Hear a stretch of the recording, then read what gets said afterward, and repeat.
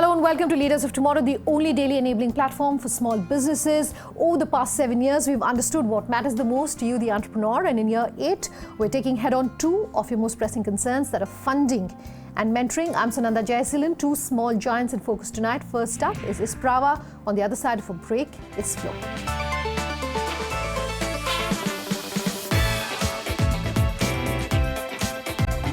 Our first small giant tonight is with Isprava. Mansi Choksi sat down with the company to understand how they're changing the way things are being done when it comes to the luxury home segment, what their plans are for expansion and why they're so excited by the opportunities that this segment presents in the domestic market. Take a listen.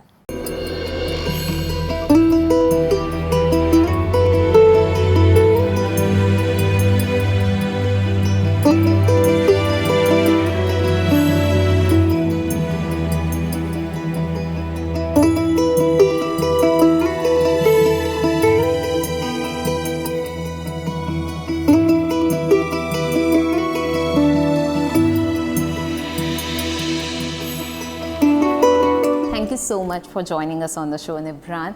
And today we are sitting at one of your very beautiful villas here in Goa. And I want to know how all of this started. So tell me something about the inspiration behind Isprava and how the journey has been so far. So first of all, thank you for having me here. I used to be an investment banker. I worked in London, I worked in New York. I came back to India, started a business called Themis, which was fairly successful.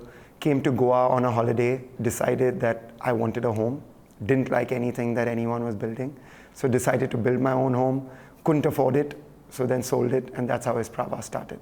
Tell me more about the different verticals and avenues you have under this umbrella of Isprava. So we have 2 verticals. One is the real estate development piece, where we build very, very beautiful homes. The way we're different from anyone else is, number one, our homes are fully furnished. So we have buyers from around the world, I think, London, New York, Bombay, Delhi, Singapore. And by fully furnishing them, we take away all headache and all friction of owning that home. We then manage the homes. So again, everything from your cleaners to your staff to, electricians, plumbers, pool attendants, it's all handled and managed for you. And thirdly, we rent out your home on your behalf, which leads me to the second vertical, which is the hospitality vertical, which is where we take over either homes built by us or homes not built by us, but very, very beautiful homes. Right. We then service them. So when you come for a holiday, you can live in a unique home, a private home, but you get the service of a hotel. In terms of locations, our development piece is currently in Goa, down south in India in the Nilgiris, and in Alibag. And our rental and hospitality piece is in Goa, in the Nilgiris, Coonoor, Alibag, and we're scaling across India. We're also going to be launching in Phuket, Bali, and Koh Samui in the next few months. Maintaining luxury properties all across Goa and beyond would need a small army of staff. Give me an insight into the workings of your organization. Sure. So I'd like to take a step back, actually. As a company, we have very strong values. And one of our key values is that if someone buys a home from us, the relationship starts after they bought the home. So unlike other builders where the relationship ends there, we believe our relationship starts there. So we handhold the homeowner through the many, many years of them owning the home. As you said, we have an army of staff, not necessarily an army, we have very, very good teams. I think those teams are very empowered teams. They train well, they come from great backgrounds. I think again, we have strong training programs, we have SOPs in place.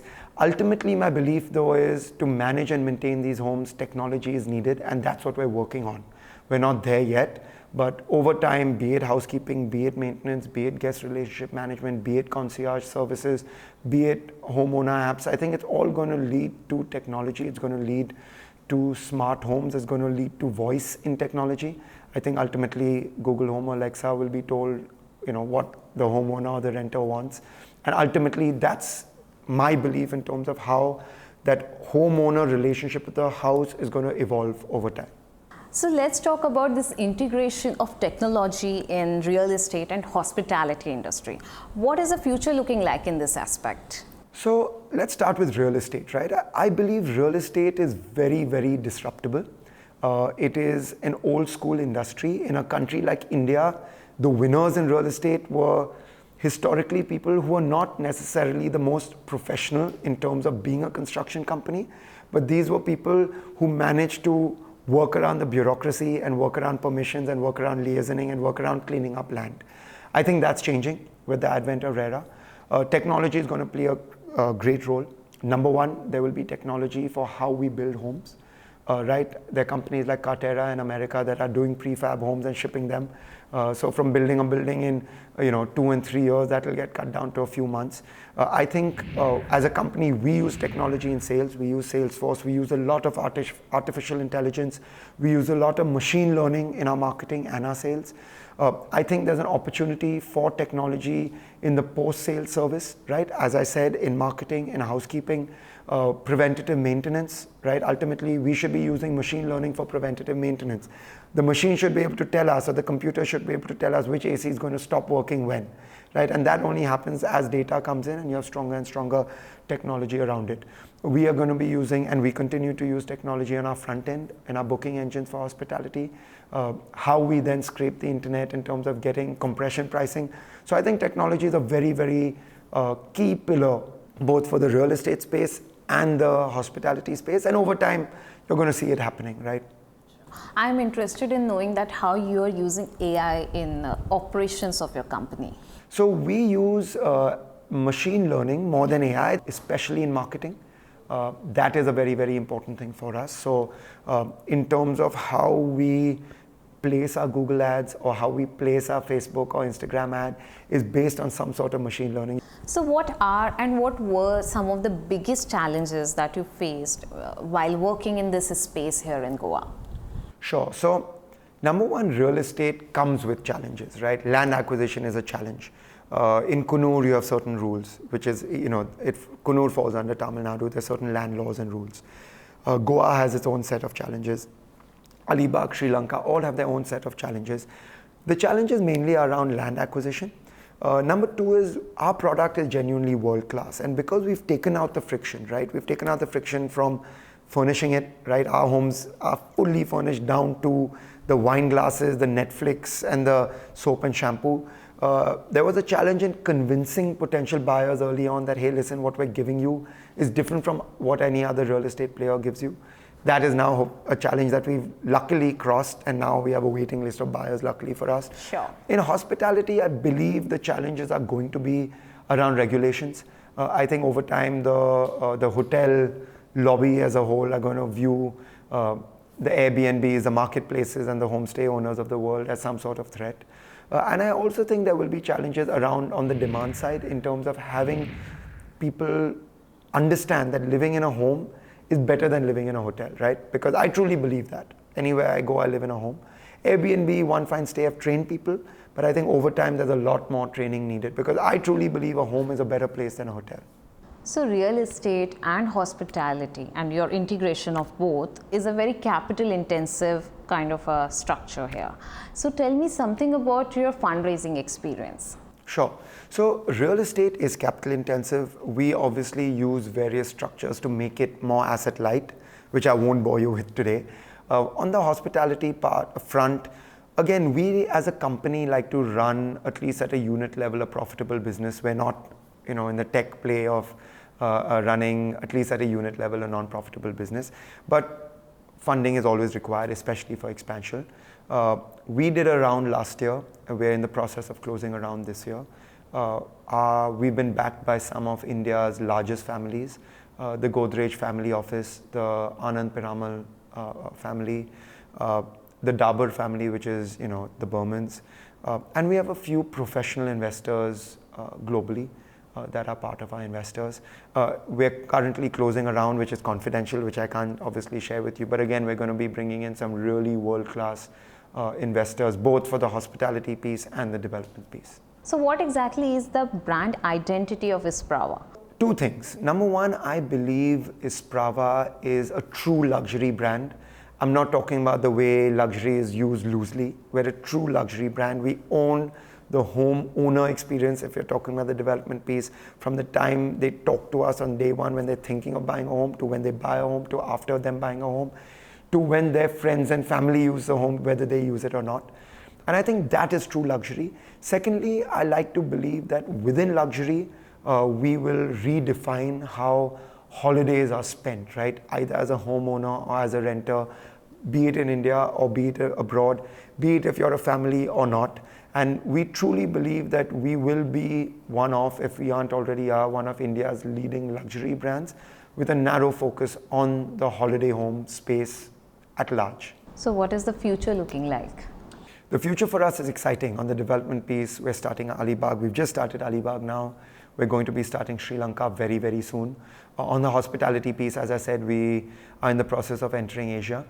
We will be in Phuket, Bali, Koh Samui very, very soon. We're looking at Japan, we're looking at Sri Lanka and Maldives very closely. I think by the end of the year, we'll be there. Within India, we're looking at scaling up.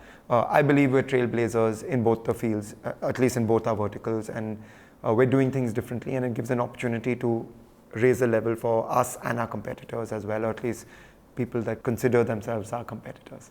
Thank you so much for joining us on the show. Thank you very much. Appreciate it.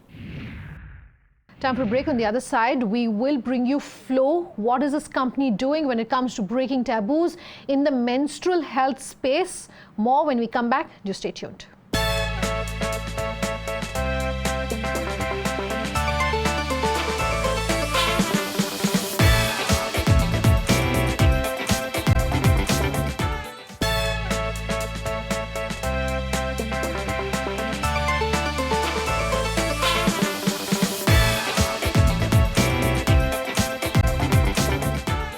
Welcome back. You're with us here on Leaders of Tomorrow, and tonight, Floh is our second small giant in focus.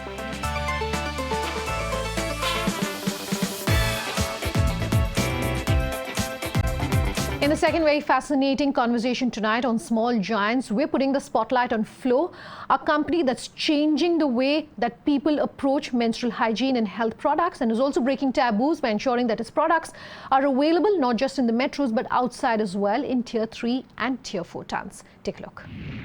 Thank you so much for coming on the show, Gauri. It's been a pleasure to have you here, and I'd love to understand more about Floh. You plan on disrupting the feminine hygiene market of India in a country where menstruation is still a taboo.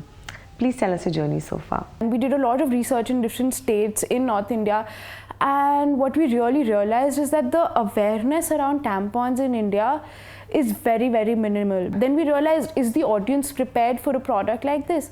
And yes, they are. Everyone in India today, irrespective of the demographics, are so aspirational that they don't want to be, they want whatever is the best for them. And if there is a convenient option, then irrespective of the demographic, everyone wants to grab it. Why don't you tell me who is your consumer and what are the kind of people that you're reaching out to, who is using Floh? So earlier we thought it's going to be a very urban product as per even our detailed market research, but the market surprisingly for us has proved us wrong. 50% of our orders are coming from Tier 2, 3, 4 cities, which is such an interesting mix for us. Like a product like tampons is moving in villages in Bihar, Uttar Pradesh, Haryana, and that's where a huge opportunity for us is. In terms of the age structure, we are so far focusing on people above the age group of 16 to 18, though internationally we see the use of tampons starting at the age of puberty, but our trends or our data shows that people are more open to accepting the product at the age of 16 or 18, and then for us it goes up to menopause. In Tier 2 or Tier 3 markets, where again menstruation is a hush topic, the availability of good quality feminine hygiene products is still unavailable. There's still dearth of these products. Sure. So how are you reaching out to these people? Because you did say that they make up a majority of your demographic. So this is because of the power of e-commerce today, with the help of Nykaa, Amazon, Flipkarts of the world, we can reach out to wherever we want to, and this is where the audience is buying from us, having it delivered at their doorstep, and also we're reaching out to them through digital media. So we don't really at this early stage need to be present at the pharmacy near them. We're communicating to them on social media, acquiring the customers on the digital platforms, and also selling to them again and again through our website and other e-commerce platforms. You did talk about social media and the digital ecosystem disrupting your business. How has the digital ecosystem helped you grow your business? Oh, tremendously. Like today, by way of an influencer or by way of an activity, I can pinpoint who I want to reach to, with what communication. I can have different points of communication for different audiences in different languages and reach out to the audience with whom they want to hear it from also. You know, with say the power of influencers, they're so strong. You know, people across the country have these idols, or you know, who they really follow. And the digital spaces, I mean, we're a digital first brand, and our social media communication has in fact changed the game for us completely. Because to be very honest with you, we were probably the first Indian brand to have been so bold about our communication. You know, all our communication on this topic is never hush hush, as our brand suggests, flow, and then we're using taglines like go with the flow or have a bloody good period. And that's something that's grabbed a lot of attention of the millennials. You know, a lot of young generation today, you know, is very open to talking about such topics, sharing our videos on social media platforms, and that gets us such a good word from the audience because of our communication being very, very bold, and what our audience, we feel, will accept and like. So social media, of course, is making us reach, you know, millions of people all at once, and you know, acquiring customers all across and getting to speak to different kinds of people all at once. How are you ensuring that, you know, the quality remains completely intact before you hit the market? Sure. So it was a very big challenge for us to get the product right, precisely why it took us 6 long months to hit the market. So currently, we're under a contract manufacturing tie-up, and the only reason we're working with this particular setup is because we want our product to be US FDA approved. We're talking of a product which is far more advanced than even sanitary pads, and quality is something that we as a brand from the very beginning want to be very, very, very careful about. There is no tampon manufacturing that is happening in India. There are very high international standards for tampons. There are no standards in India yet. So for us, it was very important that we stuck by all the international standards that are available for this product. Great. So, you know, because you're talking about these standards, I'd love to understand that, has the government been of any help when it comes to tampons? Tremendously. With waiving off of the GST, such a big step taken by the government, you know, to encourage hygiene in the country. And I'm sure with the large scale campaigns that are happening by other leading players in this category, by movies and by the government and NGO efforts, you know, we're really looking at a very, very big growth in this category. Great. When it comes to menstrual hygiene awareness, do you think the government can have more initiatives to encourage more menstrual hygiene, especially in, you know, rural areas or areas like tier 2 or tier 3 markets? Yes, of course. There's a lot that still needs to be done in this space. We're still at less than 20%, you know, usage of any kind of you know, organized kind of a femcare product. So we're talking about 80% of our audience still not being aware or still not probably using proper sanitary care products. So of course the government has a tremendous role to play in a very, very big way. And that is why we see, because, you know, the government is also supportive and also taking some steps, and the economy is also moving that way. We're seeing a lot of large players investing a lot of money in this space, also in the education and awareness creation. If you see, the bigger players today are primarily focusing on the rural market, and because it's about who captures that market first. And the reason they're doing that today is because of the efforts of the government also, that the audience or the economy or the people are now ready to accept these products. You know, international markets like the US have a majority market share when it comes to tampons. Yeah. India is still far behind in that regards. What do you think can be done to, you know, increase the share of tampons or even femcare products, like you said, which are obviously a dearth in the country? Sure. So if you see internationally, a pads to tampons ratio is fairly equal. In fact, in a lot of developed countries like Italy, the ratio of tampons to pads would be 60-40.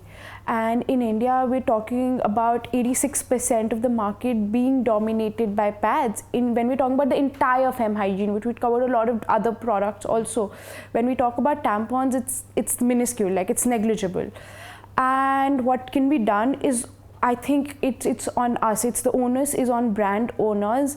The only reason I think the tampon category hasn't evolved is not that the product isn't ready or the market isn't ready. It's just that I feel that the brands haven't communicated to us to tell us that there is another product. We've seen the intimate wash category evolve so rapidly in the last 3 years. That is because two very big players got into this category with TV commercials, etc., and expanded this category, and we're seeing expansion across demographics for intimate care. Similarly, if bigger players or smaller players, whatever, make efforts for awareness, this category is for sure going to evolve. Maybe not a 50-50 as international numbers, but we will definitely see a very healthy split of tampons in the total femcare category. So let's talk about funding. You're a bootstrap business right now, but I'd love to understand, is there any investor interest in this space? For us, we're taking this piece very slowly and gradually, because there's a very hockey stick growth expected in femcare in general, like how it happened in the men's grooming, now in the baby care. It's definitely expected in the feminine hygiene category. There are a lot of very big venture capitalists who've already funded a lot of startups in the femcare space, all the consumer packaged goods, venture capitalists, etc. So we have interest from a few investors constantly, but we do not want to dilute too much of our equity at this stage, precisely why we're constantly in negotiation with a few people. And also, I am very particular about the partner that we choose, because I have a certain vision for the company and we really want people to help us grow. So we're not just looking for investment as a financial support, but also the right partners who can help us go strategically. What are your future plans? You did talk about your vision and the kind of the vision you have for your company and the growth that you want to see with Floh. Please tell us more about that. Sure. So though we are a digital first company, so far all our communication is primarily digital, but the next phase of growth for us is going to be in the offline space. We're today available in about 70 stores in Delhi, but we're looking at reaching 250 stores in the next quarter, because that's where femcare or hygiene products are being bought in the country, and the online market is very small, and we see very, very aggressive growth for ourselves in the offline space, because the offline markets are performing very well. So that's where the next phase of growth for us is, in the geographical expansion. Great. Lovely talking to you, Gauri. Pleasure. Thank you so much for coming here. Thank you so much. Thank you so much. That's our show tonight. If you want to be featured here on the show, like either Isprava or Floh, our contact details coming in just a moment. Do let us know. Thanks for watching. Have a good night.